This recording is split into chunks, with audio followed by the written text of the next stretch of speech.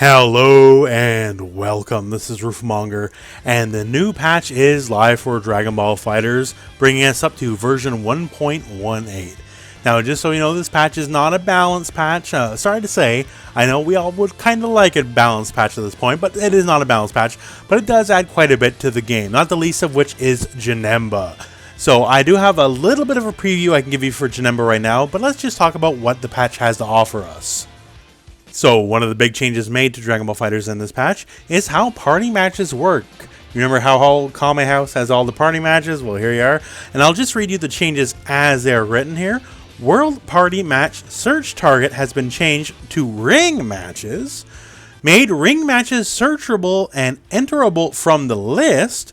And you can now search for ring matches in other lobbies, not just the lobby you're in. So as you can see here, we go find ring match here. We can now search your area, same area or country, whatever. Battle rules, all party match or ring matches, and just go from there. So I can just search for a ring match, and here we go. Pick a team, and I'm just searching for a ring match. It's literally how that works now. It's as you can see here, it's pretty different than how things used to be, to say the least, right? And I think that's kind of cool. I guess it kind of ruins the flavor of just, walking up to the ring or whatever. But now that you can search for party matches and ring matches in the menu, hey, I think it's neat. A few changes to the FighterZ Cup. So the Cup is not currently live as of the moment of this going up here, but there are changes now, and once again, I'll read you the patch notes as they are written. League points can now be acquired in ranked matches and casual matches. League points are now earned even when fighting someone from a different league. And also here, union information is now displayed in description text when selecting a union. So here I am, Napa Union, for now, forever, or always. And as you can see here, we have a power level here. So you can see where they are currently and where they used to be. And you can see the relative power level of certain unions. So certain unions are obviously more powerful and more popular than others, right? We have a Janemba Union live. You can join that if you feel like it. As you can see here, oh god, so I always fight so many Vegito. Like, I've always seen more Vegito Union people than anyone else. Broly, Bardock always popular here. Nappa always still in the end the most honorable union for now and forever. But yeah, so you can just see this stuff here now, and once again, that is a bonus feature of the patch. As always, there are some patch notes that just, it's somewhat difficult to discern here. Battle history improvements. I haven't been able to discern what that is. Quote-unquote fixed issues with fighting mechanics, improved game performance and stability. These are things that are not easy to see. I will have a transcription of the patch notes in the video description, so check that out if you want to have a look at it. And of course, we got some new stuff here, like new lobby characters and new stickers. So if you're looking for stickers and all that kind of stuff, I love the Z stamps, as bit of an aficionado myself here. So we got a bunch of new stuff here. And you might notice, well, there's a couple folks that are blue. What's up with that? Well, the reason they're blue is because everyone has a new color. Color 16 has been added to the game. So just to show it off here, it is very much in the blue vein of things here, as you can see, and every character has some wild versions of it here. Some light blue, some dark blue, some whites here, and I'll just show you for a couple characters. And why not show off the blue of the blues?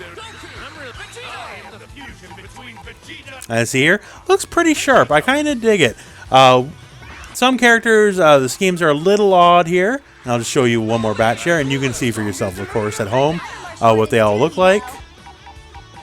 Some of them look a little bit odd here, like Cooler looks like a blueberry or something. I don't know, but he's shockingly blue, more so than most. So Color 16 available for everyone now. Once again, seasonal item. It won't be up forever, but it will be up for a fair bit. So if you really want your blues, hey, now's the time to get it.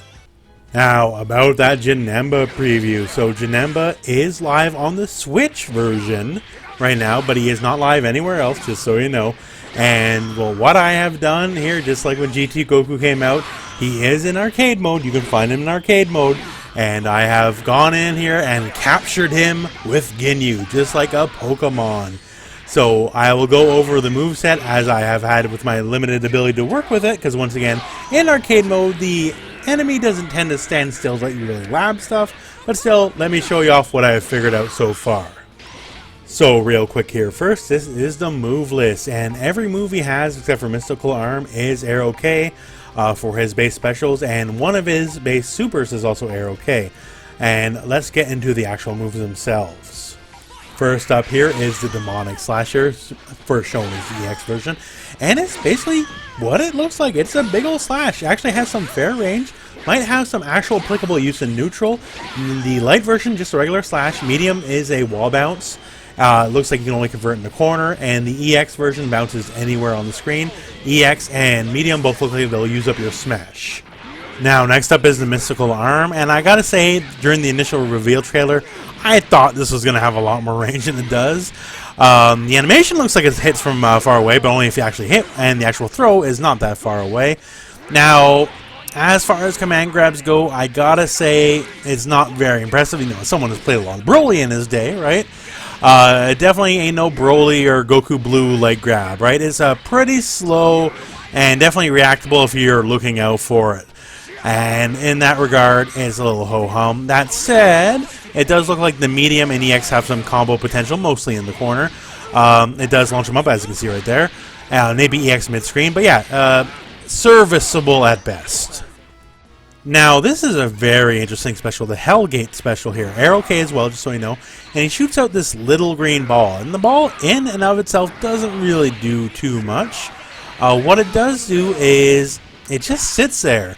So, you can hit it and then leave it. And when you hit the button the next time is when it detonates. So, as you see here, I'm detonating it right away here. But you can just kind of let it rock. The EX version is sorry there. I didn't get too much time to work with it, but it just makes it seem to have the animation play out faster. Once again, without a proper training mode, it's hard to discern some of these things. It's a little slow for what you think it might do. If it's going to have any real match use, it's probably going to be mostly in the terms of like pressure and setups. But it's interesting, and people don't really have much like it, so hey, that's something, right? The dimensional hole is the projectile parry, and it will get non-standard projectiles like 17, as you can see there, right? The one thing, though, enemy definitely has a lot of time to react to it. I'm not sure if it's used in a real match situation, and doesn't get anything but projectiles, by the way. Homing dash, hits, all that doesn't work out. Seems mildly limited. So the Phantom Shift, this is definitely one of the most fun things about this character. It's definitely one of the most unique things about this character. Very reminiscent of like Chip and Guilty Gear, or like, I don't know, like Psylocke or Bison or something in Marvel 2. He can just kind of teleport wherever. He has options for both forward and backwards, and he can teleport depending on where you hit your direction. So up, down, left, right. And yeah, it's crazy. The one thing to note here is you can only do it once in the air. So, as you see, I keep attacking after I do it in the air. Here I'm trying to do it a second time. So you can teleport from the ground to the air, then teleport again. But once you're in the air and teleport, that's the only one you get, and you're not going to get anything else. It's certainly unique here. Looks like you can recombo from it, like, you know, launch, hit, then teleport, combo again. Very cool. If anything's going to be a defining factor of this character, this will be it. The Savage Skewer level 1 super, very good stuff. Not much to talk about, sort of like a beam, but it always corners you. Look here. We're going to be in the left corner, and boom, we're going all the way to the right corner. No matter what, it always corners the enemy. Going to be very useful. Rakasha's Claw here, or Rakshaka, I'm not sure how to pronounce it, I'm sorry here. Kind of generic super, cool animation to be sure. This is usually going to be probably your go-to ender here for damage. It's air okay as well, so in air supers, you know, that's going to get your damage right there. Nothing much to talk about other, hey, it looks cool. Speaking of, hey, it looks cool, we have the level 3, and while it looks super sick, I really dig the animation, everything about it looks really, really, really cool. It's just, hey, it looks cool. Doesn't seem to be anything special, anything unique. I haven't had the chance to test it in like any specific Oki or anything like that yet, because once again, we're in arcade mode. Now, his basic key blast here is just summoning all these little portals here, air okay, ground okay. The one thing with this and similar moves here, like the Hell Stomp he has down medium in the air, is they all seem to have mildly bad to kind of really bad tracking. Yes, it will be where the enemy is, but if the enemy is moving in any kind of way, it's very prone to missing, to say the least. While that's really good, also as you see here, it doesn't combo into level 3 at any appreciable distance. It looks cool. Usefulness is debatable at the moment. Now, I know you guys are already wondering, hey, what about the assists? The assists are so important. And yeah, it's not amazing. It's slow, it tracks, but poor tracking. Projectile, it is a light projectile, so you can homing dash through it, you can deflect through it, all that kind of stuff.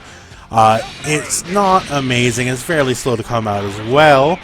Also, with the tracking, the one thing to mention about the tracking is it's poor. You're going to see Ginyu just kind of completely blow by it here in a second. There you go. The one big positive thing to note, however, is we have a contender besides Gotenks for an assist, because it tracks, that hits you in the air up in the skybox. So if you really need those upper skybox combos and you're just sick to death to Gotenks, hey, Janemba at the very least has your back. And that's it for the moment. Once again, the patch notes, I'll have a full transcription in the video description if you want to view them. It is not a major patch, not a balanced patch. You know, we have the colors, we got some new features, we have Janemba, which is not unlocked yet. He will be unlocked right now if you do have a Nintendo Switch. Otherwise, you gotta wait just like everyone else. But still, neat stuff. Good stuff to add. I like a lot of the changes that are admittedly fairly small changes in the end, but I do hope for a proper balance patch. And yes, we know it said one balance patch for the year, but let's just hope we make them change their mind. That's all I can say, right? I think the community as a whole definitely wants a balance patch, so I hope that will happen in the end. And I guess just make your voices known, make your voices heard. But anyways, that's it for me. So thank you very much for watching. Hope this video has found you well. Go and play some Dragon Ball.